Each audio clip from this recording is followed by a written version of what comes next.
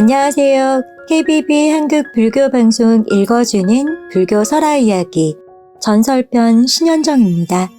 오늘 읽어주는 불교 설화 이야기는 편저 한정섭, 발행처 불교정신문화원, 출판사 이화문화출판사에서 발행한 불교설화 대사전 전설편 이야기입니다. 불교설화 대사전은 각종 대장경과 여러 책자들 가운데 불교 관련 설화들만 간추려 정리한 것입니다.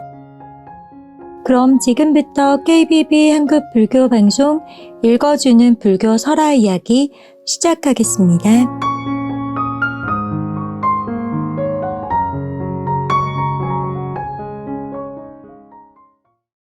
오늘 소개해드릴 불교설화 대사전 전설편 강원도 평창군 상원사 전설 세조와 문수동자, 세조와 고양이 묘탑, 묘전 이야기입니다.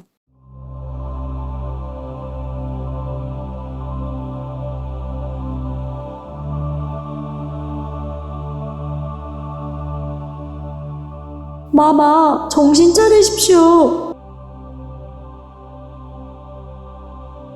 잠자리에 든 세조는 악몽을 꾸는지 온몸이 땀에 흥건히 젖은 채 신음소리를 내고 있었다.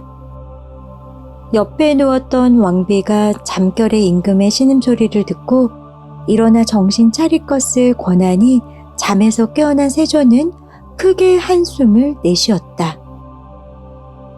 마마, 신혈이 싸웁니다. 옥체 미령하옵신지요.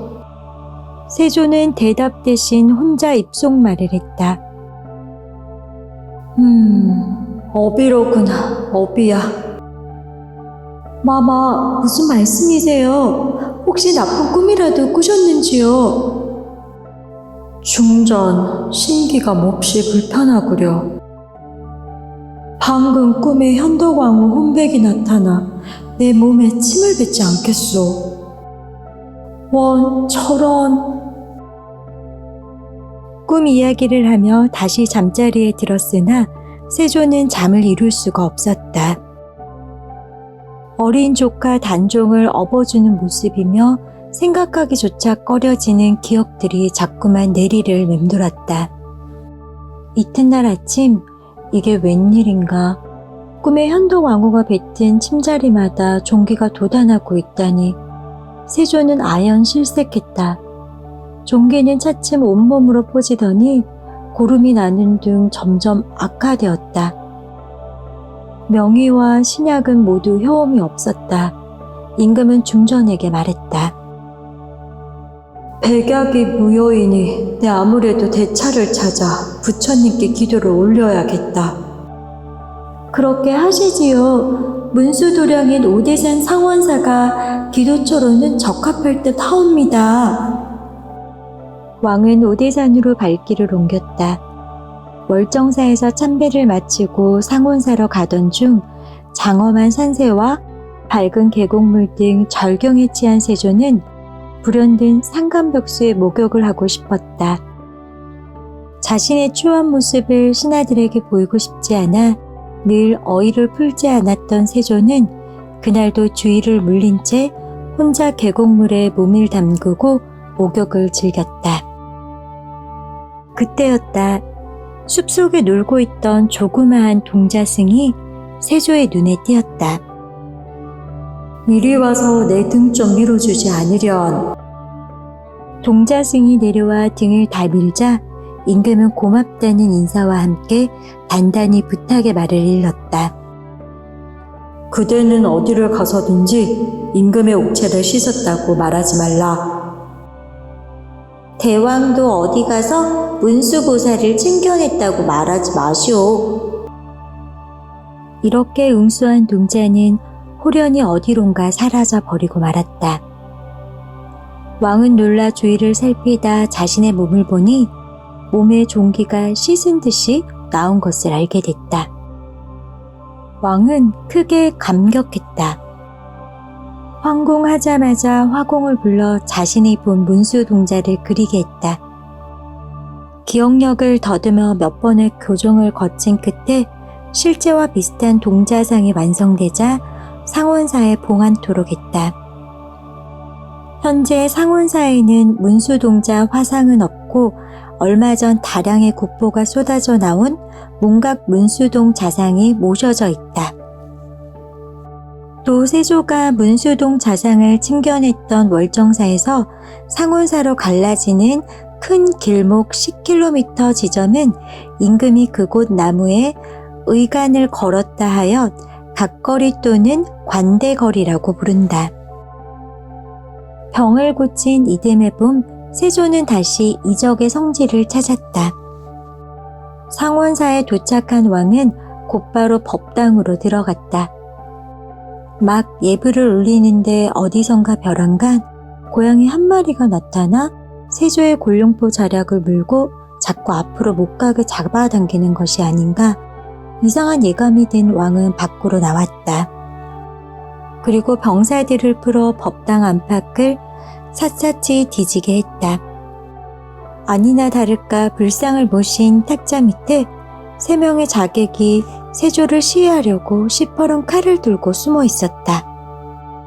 그들을 끌어내 참하는 동안 고양이는 벌써 어디론가 사라지고 없었다.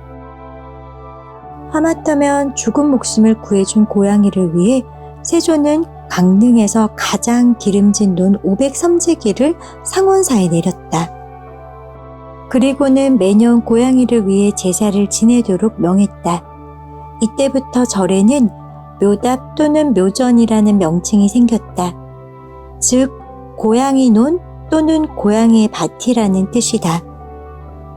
궁으로 돌아온 세조는 서울 궁교에 여러 사찰의 묘전을 설치하여 고양이를 키웠고 망명으로 전국의 고양이를 잡아 죽이는 일이 없도록 했다. 최근까지도 봉은사 밭은 묘전이라고 부르는 이유도 이에 기인한다. 또 지금도 상원사에 가보면 마치 이 전설을 입증하는 듯 문수동 자상이 모셔진 청년선원 입구 계단의 좌우에는 돌로 조각한 고양이 석상이 서 있다. 속설에 의하면 공양미라는 말도 고양이를 위한 쌀이라는 말이 변하여 생겼다는 일설도 있다. 고양이 사건이 있은 지 얼마 후 세조는 다시 상원사를 찾았다. 자신에게 영험을 베풀어준 도량에 중창하여 성지로서 그 뜻을 오래도록 기리기 위해서였다. 대중 스님들과 자리를 같이 한 왕은 상원사 중수를 의논하고 있었다. 그때 마침 공양 시간을 알리는 목탁이 울렸다. 소탈한 세조는 스님들과 둘러앉아 공양 채비를 했다. 마마, 자리를 옮기시지요.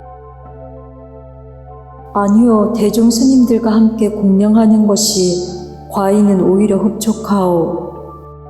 그때 맨 말석에 앉아있던 어린 삼이승이 바루를 들더니 세조의 면전을 향해 불쑥 말을 던졌다. 이거사 공양하시오.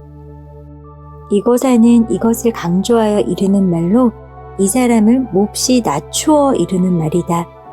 놀란 대중은 모두 얼굴이 새파랗게 질려 몸둘 바를 몰라 했다. 그러나 어찌된 일인가 정작 놀라야 할 세조는 껄껄 웃고 있는 것이 아닌가. 과연 도인될 그릇이로다. 왕은 그 삼이승에게 삼품의 직을 내렸다. 그리고는 그 표시로 친히 전홍대 붉은 천을 감은 허리띠를 하사하였다. 아마 세조는 지난날 자신의 병을 고쳐준 문수동자를 연상했던 모양이다. 그 후 세간에서는 어린아이들이 귀하게 대라는 징표로 붉은 띠를 허리에 졸라매주는 풍속이 생겼다 한다. 한국 사찰 전서.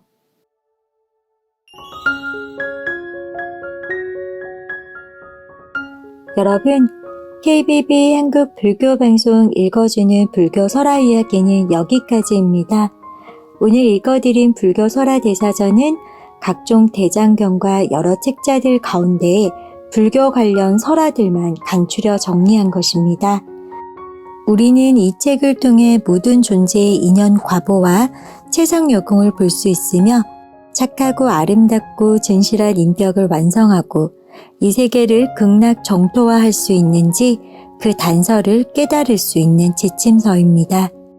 이 책은 상하연군 1715페이지로 내용은 크게 비유, 본생, 인연, 인과, 영혼편으로 구성되어 있으며 어린아이들도 읽을 수 있을 정도로 쉬운 문장과 내용이 포함되어 있어 이야기가 전하는 깨달음과 울림의 깊이는 여타 처세서와 교육서 못지않습니다.